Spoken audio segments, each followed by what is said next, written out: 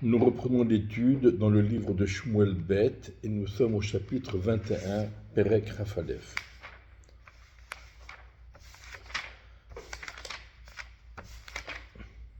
Vayhi Ra'av b'Yemei David shalosh shanim, ce fut la famine à l'époque de David pendant 3 ans.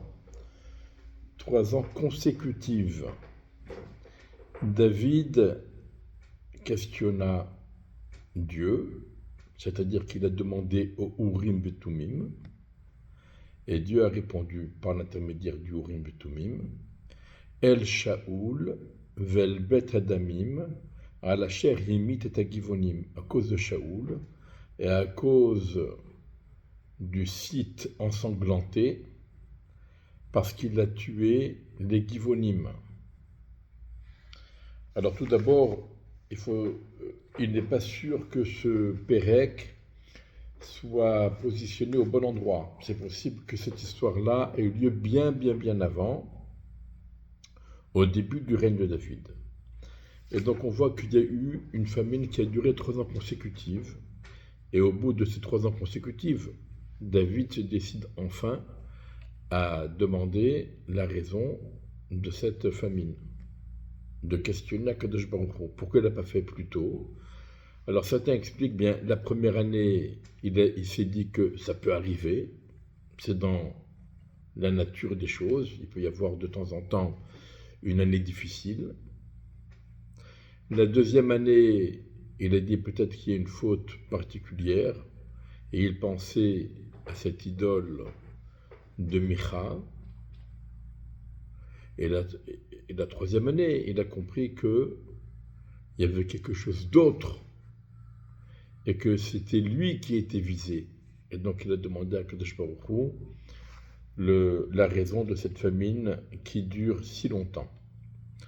D'autres expliquent que la première année, il a dit peut-être que les Béni Israël font Avodah Zara, et donc il a enquêté et il a vu que non, il n'y a pas d'Avodah Zara parmi les Béni Israël. La deuxième année, il s'est dit peut-être que les Béni Israël fautent au niveau des interdits sexuels. Il a enquêté, il a vu que tout était dans l'ordre. Et donc, la troisième année, il a dit, à moi de vérifier. Et il a donc questionné Akadosh Baruch Hu par l'intermédiaire d'Urim Betumim.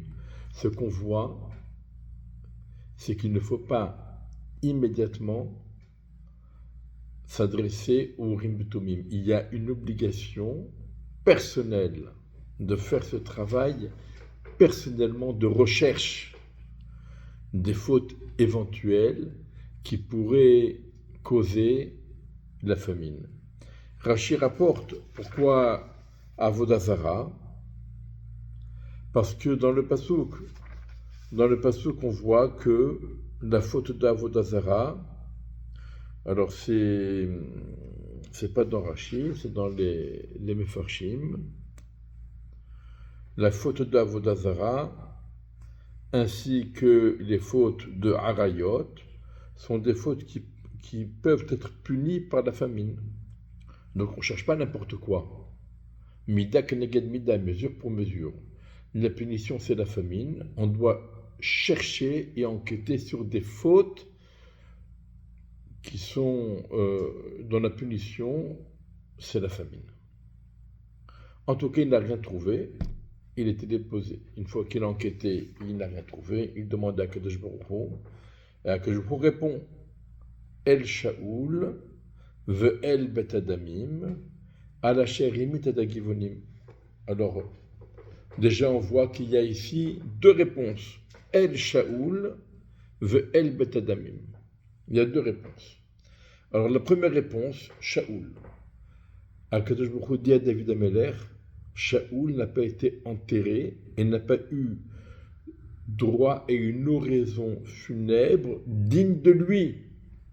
On se rappelle que Shaoul est mort sur le champ de bataille et que les Pilishtim l'ont pris, lui et Jonathan, et ils les ont pendus, et ils les ont laissés pendus comme ça. Et les gens de Yavesh Gilad, que Shaoul avait sauvé au tout début de son règne, Donc les gens de Yavesh Gilad sont venus et ont repris les corps de Shaoul et de Jonathan et ils les ont enterrés à la va-vite. Donc Shaoul et Jonathan ont été enterrés à la va-vite sans protocole royal. Et donc Akadosh Baruch dit il réclame à David, pourquoi tu n'as rien fait pour Shaoul et Jonathan? On les a oubliés comme ça. Ensuite, de Bet Adamim. Bet Adamim, ça veut dire la maison du sang. C'est-à-dire la maison du sang. C'est une allusion à Nov, la ville des Kohanim, que Shaoul avait massacrée parce que David était réfugié chez eux. Quand Shaoul poursuivait David s'est réfugié chez eux. Et David a cru que les Kohanim de la ville de Nov étaient complices de David et s'étaient rebellés contre lui. Donc il les a tous tués. Ensuite, on nous dit Alacher imit da Givonim, parce qu'il a tué les Givonim. Ça veut dire qu'en vérité, c'est pas tellement la mort des Kohanim qui est réclamée, mais c'est la mort des Givonim. Où Shaoul a tué des Givonim. Alors certains disent que les Givonim, c'était donc des puiseurs d'eau et des bûcherons, et ils étaient employés par les Kohanim pour puiser l'eau et couper le bois pour le Beth Amikdash. Et donc les Givonim vivaient à Nov. Et quand Shaoul a massacré la ville de Nov, il n'a pas massacré uniquement les Kohanim, mais il a tué également des Givonim. Ça, c'est une explication. Et la deuxième explication qui est rapportée, c'est que les Givonim étant employés par les Kohanim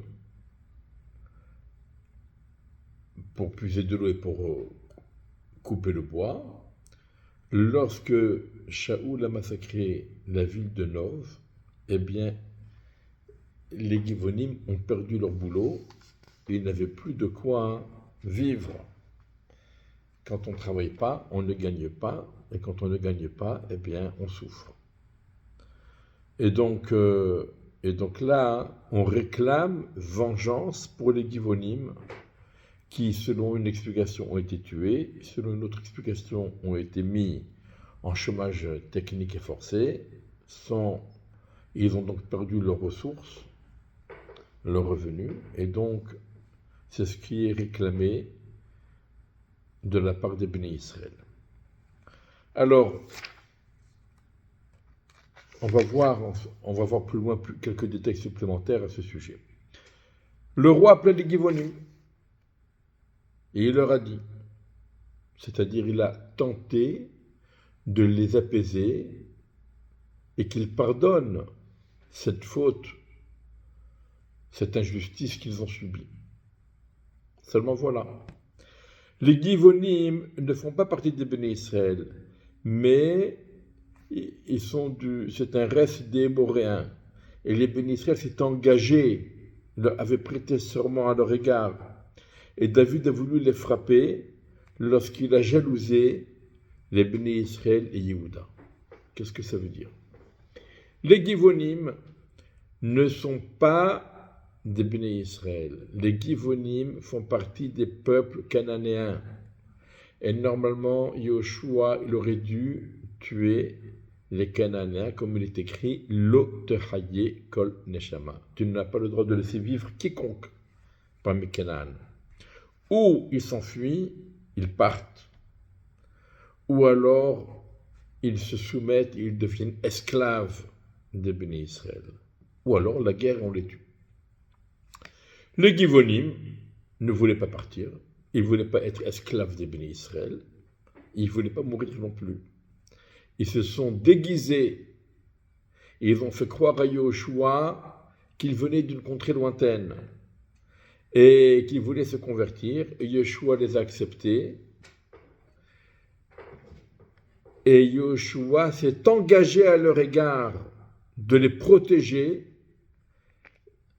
Et malgré le fait que Yoshua a compris qu'il s'était fait qu'il avait été trompé par les Givonim. Malgré tout, malgré tout, malgré tout, Yoshua s'est engagé donc, et on voit que plus tard, il a même, lorsque les Givonim ont été attaqués par les Cananéens qui voulaient se venger d'eux parce qu'ils ont pactisé avec l'ennemi israélien, eh bien Yeshua est venu à la rescousse des Givonim et il les a sauvés. Et voilà que, donc on comprend que les Givonim ne font pas partie des bénis Israël, mais que ce sont des descendants des Émoréens, des Cananéens. Et donc on comprend pourquoi ils vont se montrer durs et méchants envers Shaoul. Et ils ne vont pas pardonner facilement. D'un autre côté, on nous dit que Yoshua et les chefs des tribus d'Israël s'étaient engagés, avaient prêté serment à leur égard. Or, lorsqu'on prête serment, on n'a pas le droit de le transgresser. Transgresser un engagement, un serment, un traité de paix, une alliance de paix qu'on a conclu avec un autre peuple, il est inviolable. Et sinon, c'est un chilul Hashem. Et la punition est très grave, comme on va le voir. Et quant à Shaoul, il a voulu les massacrer. Quand il a jalousé pour les bénis Israël, qu'est-ce que ça veut dire? D'une part, Shaoul ne s'est pas senti obligé par rapport à ce serment et ce traité de paix avec les Givonim. Pourquoi? Il a dit, les Givonim, c'est un problème à notre égard. Pour nous, c'est un problème. Donc, Rashi rapporte deux explications. La première explication, les Givonim n'étant pas de la même, pour parler comme on parlerait aujourd'hui, c'est un peu raciste. Ils ne sont pas de la même race, ils n'ont pas les mêmes qualités que les bénis Israël. Et donc, ils sont préjudiciables aux bénis Israël, c'est des voyous, c'est des ceci, c'est des cela.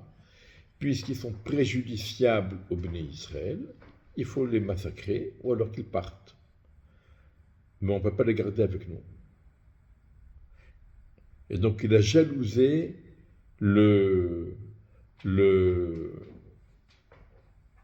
l'honneur des bénis Israël en cherchant à éliminer les Givonim. Il y en a qui expliquent que les Givonim habitaient dans la ville de Nov, puisqu'ils étaient employés par les Kohanim et ils travaillaient au service du Beth Amikdash. Donc les Givonim également savaient que David s'était réfugié à Nov. Ils auraient pu et ils auraient dû le révéler à Shaoul. Ils ne l'ont pas fait. Donc eux aussi, d'après Shaoul, avaient un statut de rebelle et ils méritaient de mourir. Une autre explication, c'est que tout simplement quand Shaoul a massacré la ville de Nov, il y avait des Givonim qui habitaient là-bas, et ils ont été eux aussi massacrés. Et on verra plus tard que finalement, il n'y a que 7 Givonim qui ont été tués par Shaoul. Et malgré tout, 3 ans de famine où tout le peuple d'Israël a souffert, pendant 3 ans de famine. Alors, mis à part cela, donc David cherche à apaiser les Givonim. Donc David dit aux Givonim, que ferai-je pour vous et comment je pourrais expier cette faute? Et bénissez la terre d'Israël que Dieu, la terre de Dieu, la terre que Dieu a donnée au béni Israël, et qu'on en finisse avec cette famine. Les Givonim lui ont répondu, nous n'avons aucune prétention et aucune réclamation en argent et en or, ni avec Shaoul, ni avec sa famille, puisqu'ils ne nous ont rien pris. Donc on ne réclame pas on ne demande pas de l'or et de l'argent. Nous n'avons aucune prétention de tuer quiconque parmi les bénis Israël parce que personne n'est fautif, mais uniquement, alors, on a un problème avec Shaoul et sa famille, ses descendants. Donc, David leur dit, Ma'atem omri, mais c'est lachem, dites, faites une proposition, dites, et je la ferai. Ils dirent au roi, l'homme qui nous a frappés, qui nous a exterminés, et qui s'est imaginé se débarrasser de nous, et à cause de lui, nous avons dû déserter,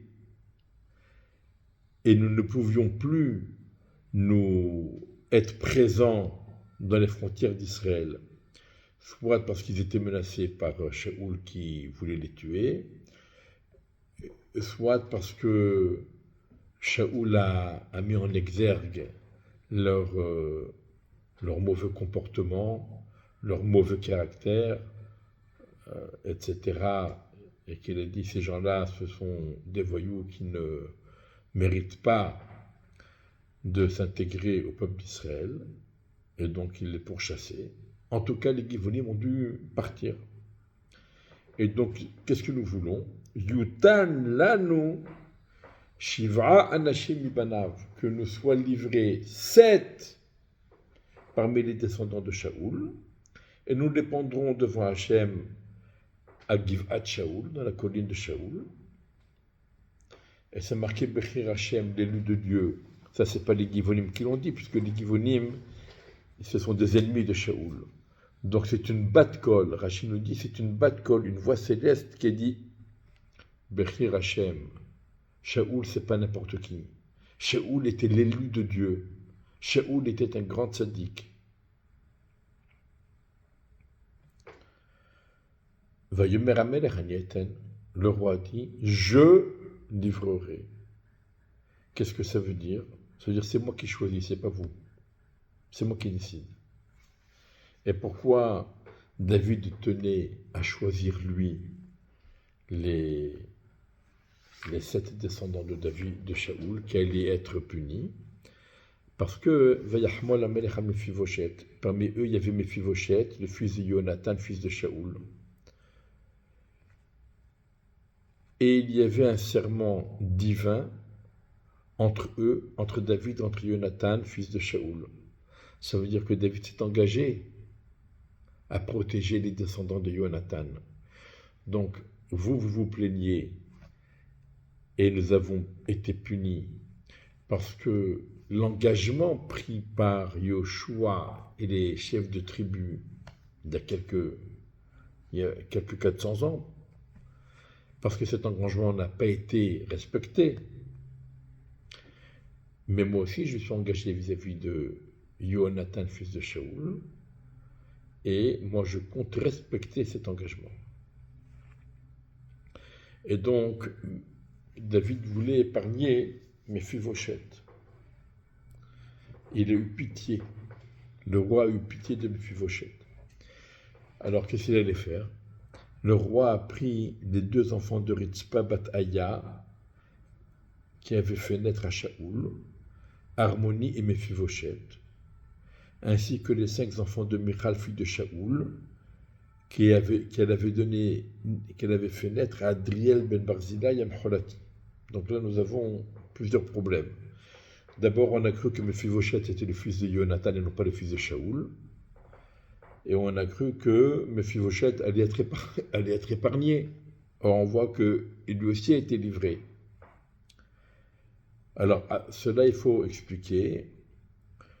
Alors, soit Mephibosheth, c'est le fils de Jonathan, mais il a été élevé par Ritzpa Bataya, qui était une épouse de Shaoul. C'est comme ça qu'il faudrait expliquer. Soit qu'il s'agit d'un autre Mephibosheth. Peut-être que Shaoul avait un fils qui s'appelle Mephibosheth, et Jonathan aussi, il avait nommé un de ses fils Mephibosheth. Donc on peut le comprendre de 2 façons. Ensuite, on nous dit les 5 enfants de Michal, fille de Shaoul. Mais Michal, David, on a vu que comme Michal avait méprisé David, alors elle a été punie qu'elle n'aurait pas d'enfants jusqu'au jour de sa mort. Et donc elle n'a pas pu avoir 5 enfants. Elle a eu un enfant le jour de sa mort. Donc c'est quoi ces 5 enfants de Michal? De plus, Michal n'était pas mariée à Adriel ben Barzilai Amholati, elle était mariée à David. Par contre, c'est Merav qui était mariée avec Adriel ben Barzilai Amholati, la sœur de Michal, une fille de Shaoul, donc Merav. Et apparemment, elle est morte jeune. Et c'est Michal qui a élevé et éduqué les 5 enfants, les 4 ou 5 enfants de Merav. Et donc c'est pour ça qu'ils sont tous nommés au nom de Michal. Alors, il les a livrés aux mains de Givonim, ils les ont pendus sur la montagne, donc à Givat Shaoul, devant Dieu. Et ils sont morts, les 7 sont morts ensemble, et ils ont été tués à la période de la moisson, au tout début, au début de la moisson de l'orge. Donc, ils ont été tués au mois de Nissan, puisqu'on sait que le Homer, c'était une mesure d'orge qui était apportée en offrande, et c'était à ce moment-là, donc le début de la moisson de l'orge, et c'est à ce moment-là qu'ils ont été tués.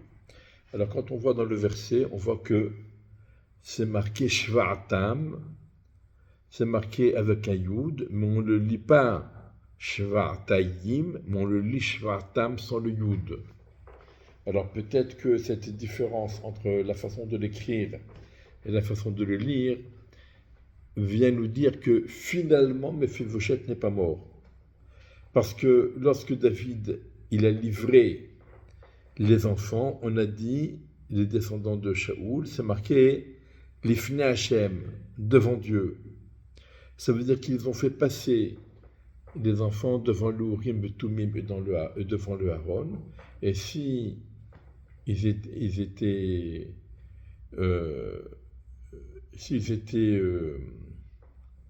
acceptés, disons entre guillemets, ça veut dire leur mort était acceptée, donc ils ont été pendus, et ceux qui ont été rejetés, ça veut dire qu'ils ont été libérés et épargnés, et que donc ce Yud-là qui est écrit mais qui n'est pas lu serait une allusion que Mephibosheth, parmi les 7, a été épargné. Et donc ils ont été tués à l'époque du début de la moisson. Vatika Ritzpa bat Aya Tasak. Ritzpa bat Aya, donc l'épouse de Shaoul, qui était la mère de un ou de deux parmi les descendants qui ont été pendus, elle a pris un sac, ça veut dire une toile, elle a tendu sur le rocher, là où se trouvaient les pendus. Alors les Chachamim, ils nous font une dracha. Vatatiéoula el Atzur, ça veut dire, c'est une allusion au pasuk Atzur Tamim Paolo, le rocher qui est un attribut de Dieu, Tamim Paolo, son œuvre est parfaite. Ça veut dire que malgré le fait qu'elle soit la mère d'au moins un des pendus, elle a reconnu la justice divine. Donc elle allait rester à l'endroit où se trouvaient les corps depuis le début de la moisson, donc depuis le mois de Nissan, jusqu'à ce que soit versé sur eux de l'eau du ciel, donc jusqu'au mois de Tishri, 6 mois, elle est restée comme ça. Et elle n'a pas laissé les rapaces du ciel se poser sur eux le jour, ni les bêtes sauvages du champ s'approcher d'eux pendant la nuit. Il a été rapporté à David ce que Ritzpa Bataya, la femme de Shaoul, une des épouses de Shaoul, avait fait. Et là, David, ça lui a fait un petit choc. Ça veut dire, voilà Ritzpa Bataya qui se préoccupe du sort de ceux qui ont été pendus, des morts. Et il ne faut pas oublier Shaoul et Jonathan qui sont morts et dont personne ne s'est encore occupé d'eux. Donc David, il est parti, il a pris les ossements de Shaoul et les ossements de Jonathan, son fils, de Baalé Yavesh Gilad, des patrons des personnels de Yavesh Gilad, qui avaient volé les corps de Rehov Betchan, là où ils avaient été pendus par les Philistines, le jour où les Philistines avaient frappé Shaoul à Gilboa. Donc, on a rappelé succinctement au début du chapitre comment les choses s'étaient passées, mais ils avaient donc été enterrés à la va-vite, et là, David est venu récupérer les corps. Il a fait monter de là-bas les ossements de Shaoul et les ossements de Jonathan, son fils, et ils ont rassemblé des ossements des pendus, et ils ont enterré des ossements de Shaoul et de son fils Jonathan dans la terre de Binyamin, à Tsela, dans la tombe, le caveau de Kish, son père, et ils ont fait tout ce que le roi a ordonné de faire, c'est-à-dire, on va enterrer donc les ossements de Shaoul, on fait un nouvel enterrement pour Shaoul et pour Jonathan, on enterre les corps des pendus, et on fait également une oraison funèbre digne de ce nom et digne des personnages. Et là, Vayi'ater Elohim la Haaretz Acharechen, Akadosh Baruch Hu a donc accepté les prières des béné Israël par la suite. Alors ici, le mot Vayi'ater nous rappelle à propos de Yitzhak. Quand Yitzhak et Rivka prient pour avoir un enfant, et c'est marqué, donc c'est marqué Vayatar Yitzhak el Hashem lelochachishto. Yitzhak a supplié Dieu avec sa femme, et ensuite c'est marqué Vayaterlo. Dieu a accepté les prières de Yitzhak. Mais le mot de Atar, ça veut dire énormément de prières, beaucoup de prières.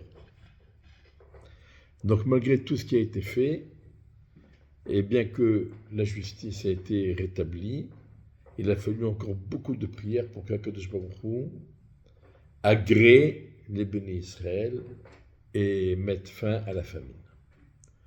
Il y a eu encore une guerre entre les Philistines et Israël, et David est descendu avec ses serviteurs, ça veut dire que David est descendu et ses serviteurs avec lui. Et ils ont fait la bataille, ils ont lutté contre les Philistines. Et là, le passage nous dit, Vayav David. David a fatigué. Donc,